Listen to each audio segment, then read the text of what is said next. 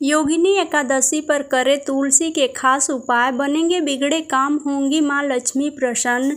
योगिनी एकादशी संपूर्ण व्रत कथा। व्रत का पूरा फल पाने के लिए जरूर करें पाठ। हिंदू पंचांग के अनुसार आषाढ़ मास के कृष्ण पक्ष में पड़ने वाली एकादशी को योगिनी एकादशी कहा जाता है। इस दिन भगवान विष्णु और मां लक्ष्मी की पूजा करने के साथ व्रत रखने का विधान है। पद्म पुराण में योगिनी एकादशी को खास एकादशी में से एक माना जाता है। इस दिन व्रत रखने से 88,000 ब्राह्मणों को भोजन कराने के बराबर पुण्य की प्राप्ति होती है। इसके साथ ही मृत्यु के बाद मोक्ष मिलता है। योगिनी एकादशी का व्रत 21 जून को रखा जा रहा है। इस दिन भगवान विष्णु की पूजा करने के साथ साथ इस व्रत कथा का पाठ अवश्य करें। आइए जानते हैं योगिनी एकादशी की संपूर्ण व्रत कथा।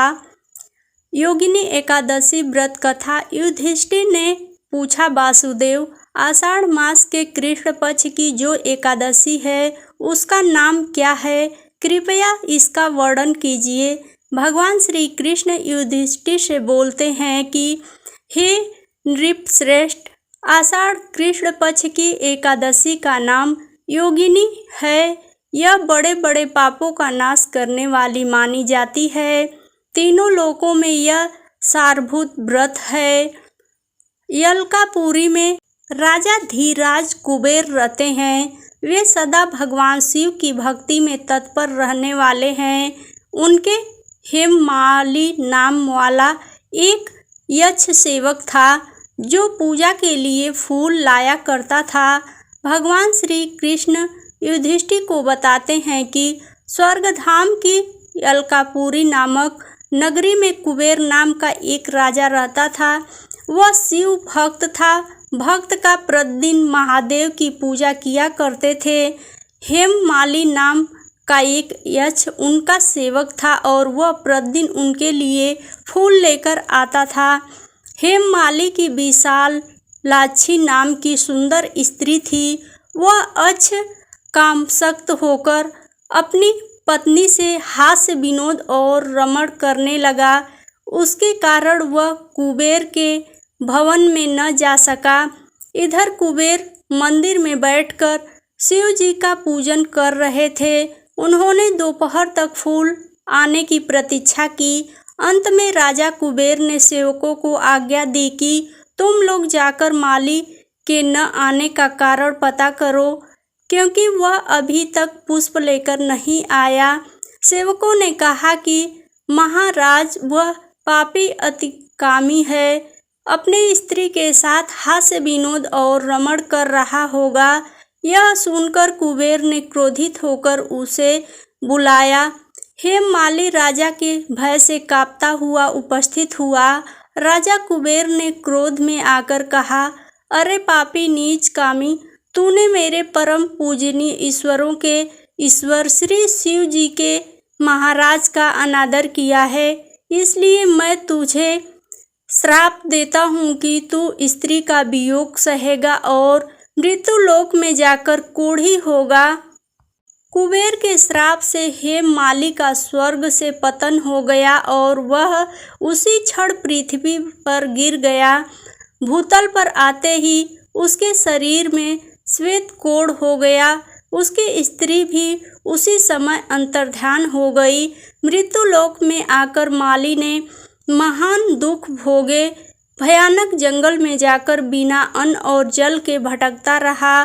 तदंतर इधर उधर घूमता हुआ वह पर्वतों में श्रेष्ठ मेरुगिरी के शिखर पर गया।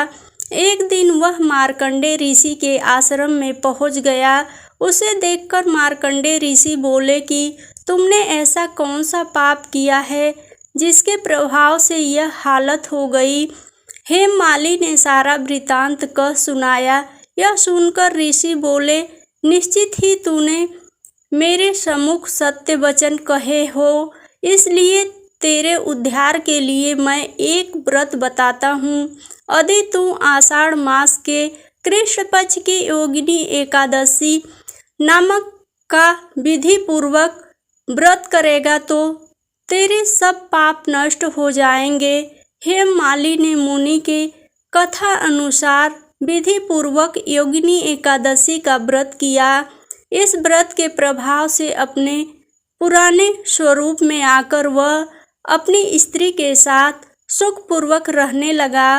कथा समाप्त हुई। आइए जानते हैं योगिनी एकादशी पर करें तुलसी के एक खास उपाय, बनेंगे बिगड़े काम, दरिद्रता होगी दूर।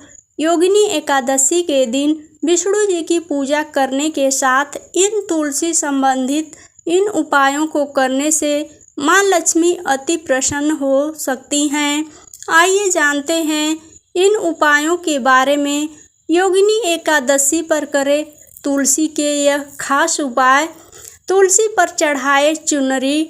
योगिनी एकादशी के दिन माँ तुलसी की विधिवत पूजा करने के साथ लाल रंग की चुनरी या फिर लाल रंग का कपड़ा अर्पित करें।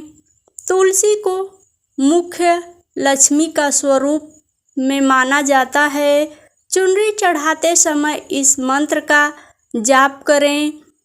महाप्रसाद जननी सर्व सौभाग्यवर्धिनी याधि व्याधि हरा नित्यम तुलसी त्वम नमस्तुते।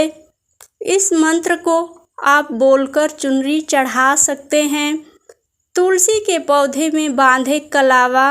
योगिनी एकादशी के दिन अपनी नाप के बराबर कलावा ले लें और अपनी कामना करते हुए माँ तुलसी के पौधे के चारों ओर बांध दें।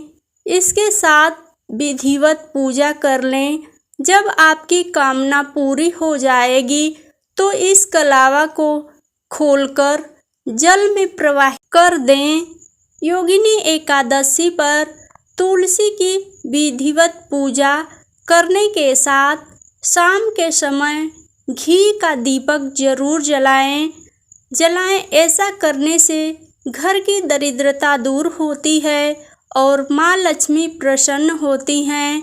प्लीज़ वीडियो थोड़ी सी भी पसंद आई हो तो लाइक, शेयर और चैनल पे पहली बार हो तो चैनल को सब्सक्राइब ज़रूर करें। अपना कोई भी राय या विचार हो तो कमेंट बॉक्स में ज़रूर दें। वीडियो देखने के लिए बहुत बहुत धन्यवाद।